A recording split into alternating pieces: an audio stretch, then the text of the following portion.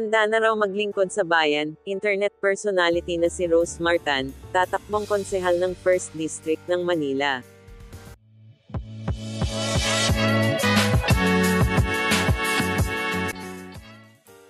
Opisyal nang inanunsyo ng kilalang internet personality at negosyante na si Rose Martan ang kanyang intensyon na tumakbo bilang konsehal ng 1st District ng Manila sa darating na halalan.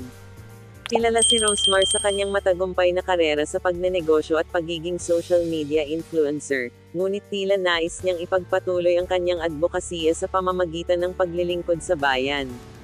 Mula sa pagiging isang matagumpay na negosyante at influencer, desidido si Rosemar na ipakita ang kanyang kakayahan at dedikasyon sa pagseserbisyo sa kanyang mga kababayan sa Maynila. Sa mga nakaraang taon, naging inspirasyon si Rosemar sa kanyang tagumpay sa negosyo at sa kanyang malasakit sa kapwa, bagay na nais niyang ipagpatuloy sa larangan ng politika. Ayon sa kanya, matagal na niyang iniisip ang pagpasok sa politika ngunit mas lalo siyang nangganyo dahil sa mga taong patuloy na sumusuporta at naniniwala sa kanyang kakayahan. Ipinahayag din ni Rosemar na ang kanyang layunin ay makatulong sa mga nangangailangan at makapagbigay ng positibong pagbabago sa kanyang distrito. Iba't iba ang naging reaksyon ng publiko sa anunsyo ni Rose Martan.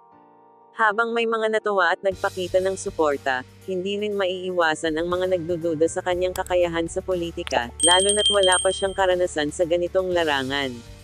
Gayunpaman, nananatiling positibo si Rosemar at naniniwala siyang ang kanyang malasakit at dedikasyon sa kanyang mga kababayan ang magbibigay sa kanya ng inspirasyon upang magtagumpay sa kanyang misyon.